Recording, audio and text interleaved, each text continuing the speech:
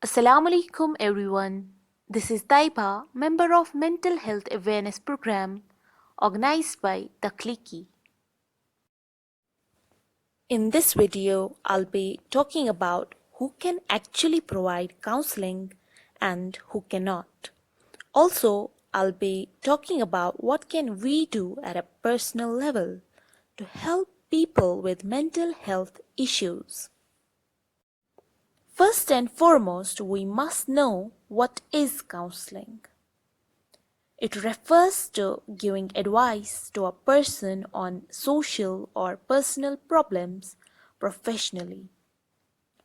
Or we can say it is the process of assisting and guiding clients on a professional basis to resolve personal, social, or psychological problems. But people usually confuse counseling with giving advice or assisting someone on a daily basis. Helping or giving advice to your friend or a family member. Help them deal with personal, social, or psychological issues is not counseling. Counseling is totally a professional thing and can be done by mental health professionals only. Mental health professionals are generally classified into three types, that is, psychiatrists, psychologists, and psychiatric social workers. A psychiatrist has a medical doctorate degree and is a physician who specializes in the diagnosis and treatment of psychological disorders. Like medical doctors, psychiatrists also have a medical degree. They write prescriptions and perform medical procedures on their patients.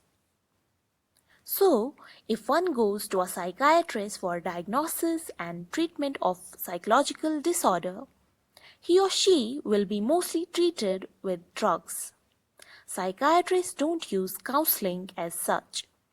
For counseling, they refer the client or patient to psychologists. A psychologist doesn't have a medical degree like a psychiatrist, but instead undergoes intense academic training, learning about many different areas of psychology. Psychologists typically have a Ph.D. degree with training in a particular area of specialization. So, we have child psychologists, clinical psychologists, industrial psychologists, forensic psychologists, and so on. People with master's degree in psychology are not called psychologists. They can work as counselors or therapists in schools, help students deal with various minor behavior, psychological, or social problems, but they can't make a diagnosis. Only licensed psychologists and psychiatrists can. Moreover, making a diagnosis without a proper license is illegal and can lead to a legal case. So, for becoming a licensed psychologist, different countries or even states have different criteria. Like in USA or UK, mostly PhD is needed to work as a practicing psychologist. In India, 2-year training in a clinical setting after one's master's, generally known as M.Phil, is required at minimum for licensure. So, it's quite clear, knowing bits about psychology doesn't make one a psychologist or a counselor. Psychiatric social workers are trained in the area of social work and usually possess a Master of Social Work degree and may be licensed in the state in which they work as a licensed clinical social worker. Like psychologists, they do not need a PhD degree for licensure, only a master's degree will do. These professionals provide support, therapy, and coordinate the care of people who are severely mentally ill and who require hospitalization or other types of intensive psychiatric help.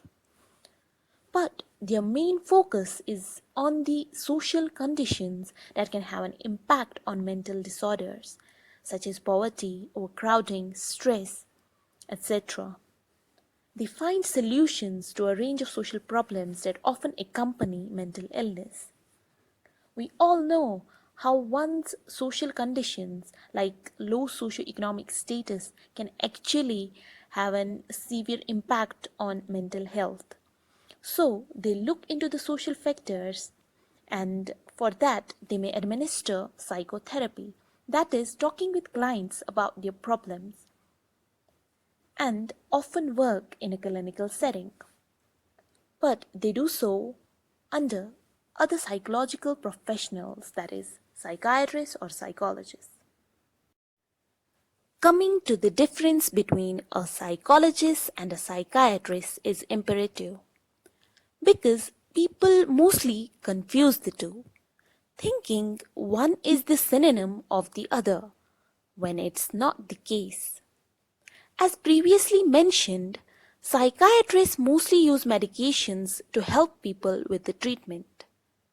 The medications act very quickly but can make one dependent, and symptoms can recur if one discontinues taking meds. But psychologists can't prescribe medications.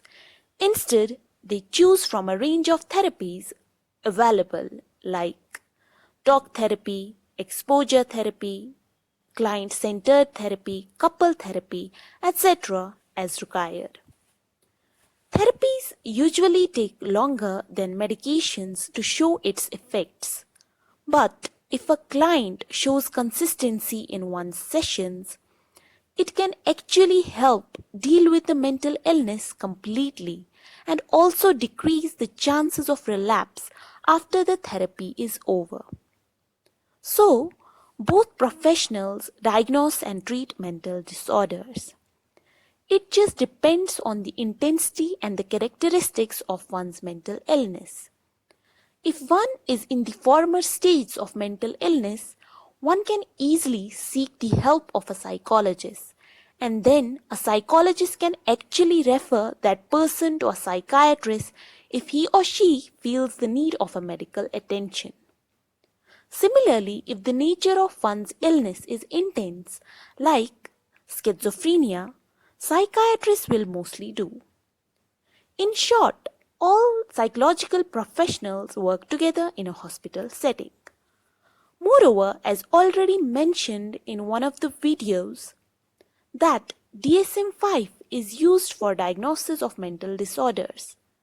Doesn't mean anyone can use it and make a diagnosis. It is to be used by mental health professionals only. Mostly, people also revolve around this notion that they need to see a psychologist or a mental health professional for a proper psychological diagnosis and treatment, when they can actually seek therapy for other than that, like seeking clarity, for instance, in one's career, marriage, learning about effective child rearing practices, etc. Working through one's complex emotions or traumatic experiences. Challenging negative thought patterns, learning new coping strategies, for instance, how to deal with various life problems effectively. Personal growth, as in how to be more productive, how to stay motivated, how to stop overthinking, how to manage one's time effectively, and so on. And seeking therapy for any of the mentioned reasons can actually lead to the diagnosis of mental disorder, if any, on time, and help person suffer from the upcoming repercussions of mental disorder. Finally, yet importantly, we can take various steps at a personal level to help people with mental health issues. First and foremost, we need to look into our own mental health, as one cannot pour from an empty cup. So, if we want to assess someone with mental health issue, we need to look into our own mental health first. Provide social support, as it can actually facilitate recovery from mental illness. Listen to them empathetically and actively. Be all ears, be actually present. Avoid criticism. as it will only foster stigma attached to it. Ask them if they are getting the help they need.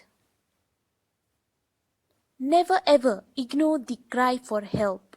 For instance, seeing someone joke about suicide or complain about mental health should never ever be ignored. Be patient with them.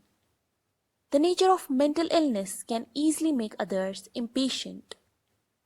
But we need to understand that it is just a phase and can actually hit anyone. So being patient with them is important for faster recovery. Spend time with them, but also give them the space required. Enlighten oneself about their illness, as it can actually facilitate being patient and provide social support they need. Remind them of how much they mean to you. Reminding someone of their importance is actually of great help. Offer them help with daily chores if they struggle because of low motivation associated with mental illness.